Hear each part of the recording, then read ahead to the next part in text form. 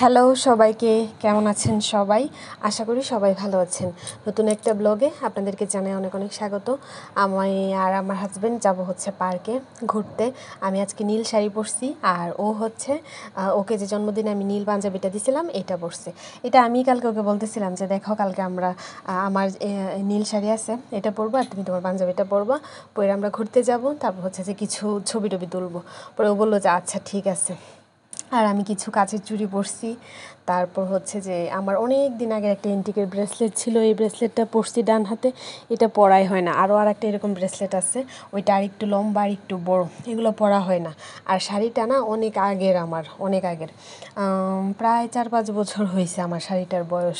ভাই business start করছে, মানে স্টার্ট করছিল একটা, তো ওর বিজনেসের স্টার্টিংয়ে হচ্ছে যে এই শাড়িটা উঠাইছিল, তো তখন আর কি ওর কাছ থেকে এই শাড়িটা আমি নিয়েছিলাম।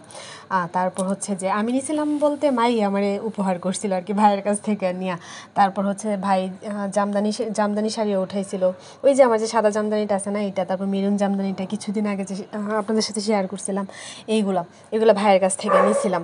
তো পরে আর আমার ওইগুলা মানে ওইরকম পরা হয় না আর কি। আর নীল ওই মেরুন কালার জামদানি শাড়িটা তো তাও 1-2বারের মতো মনে হয় পরছি।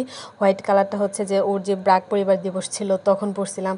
তারপর হচ্ছে যে প্রি ওয়েডিং ফটোশ্যুট করছি, কিন্তু এই নীলটা আর পরাই হয়েছে আর কি। তো আজকের জন্য পরলাম, তো আমার অনেক ভালো লাগতেছে। আর আজকের পরিবেশটা না এত সুন্দর ছিল, অনেক বাতাস ছিল, আমার অনেক ভালো লাগতেছিল। তো ভাই আসছে আমাদের সাথে, আমি আর আমার হাজব্যান্ড যাওয়ার সময় হচ্ছে যে আমরা মোটরসাইকেল দিয়ে গেছি, আর ভাই হচ্ছে আলাদা করে রিক্সাতে আসছে আর কি। ও বলতেছে যে তোরা যা, আমি আসতেছি। তো আমরা যাওয়ার পরে আর কি ভাই আসছে। আর এইগুলা ভিডিও বেশিরভাগ মানে ভিডিও না, ছবিগুলো বেশিরভাগ আর কি আমি অলরেডি আপনাদের সাথে শেয়ার করছি। ছবিগুলো ভাইয়ের ফোনেই তোলা, আর কিছু ভিডিও ভাইও করছে, আর ভিডিওগুলো আমি আমার ফোনেই করছি আর কি।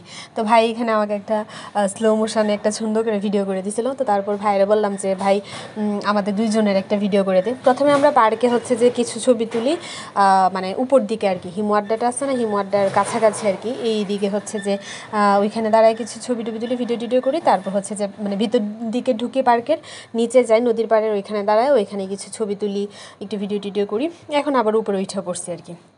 এখন হচ্ছে যে এই গান দেওয়া যে বেলুন ফুটায়, এটা ভাই আমার হাজব্যান্ড তারা খেলতেছে। আমার হাজব্যান্ড ভাইকে টার্গেট দেয়, তারপর ভাই দেয় আমার হাজব্যান্ডকে যে এইটা অতটা করে ফুটাইতে হবে এরকম। পরে আমিও একটু ফুটাইছি, আমি তো আর পারি না এগুলা। ভাই আর আমার হাজব্যান্ড তারা পারি, কিন্তু আমি আর পারি না। তা আমার তারা দেখাই দিতেছিল, বলতেছিল আমার হাজব্যান্ড বলতেছিল এইভাবে টার্গেট করো, এখানে টার্গেট করে এটা ফুটাও ওইটা ফুটাও। লুকটা আমার দেখাইতেছিল, যে লুকটা উনিও দেখাইতেছিল যে দিদি এইভাবে টার্গেট করেন। তো পরে আমি 2-3টার মতো ফুটাইতে পারছিলাম। যাই হোক, তো এখানে আমরা একটু ওইগুলো বেলুনগুলো ফোটানোর পরে এখন হচ্ছে যে ফুড পার্কের ভিতরে আসছি। এখান থেকে হচ্ছে যে আমরা যে কফির স্মুদিটা, যেটা আমি আর আমার হাজব্যান্ড খাই, এটা অনেক ভালো লাগে আমাদের। তো ওইটাতে না বাবলস দেয়, কিন্তু আজকে আর বাবলস দেয় না। বললো যে রোজার মাসে নাকি তারা বাবলসগুলো ইফতারের পরে দেয়, মানে দিনের বেলা নাকি দেয় না আর কি। তো পরে আর বাবলস দেয় না, কিন্তু বাবলস খুব মিস করছি আমি আর আমার হাজব্যান্ড, কারণ আমরা এটা বাবলসটার জন্যই খাই। তাও খারাপ লাগে নাই।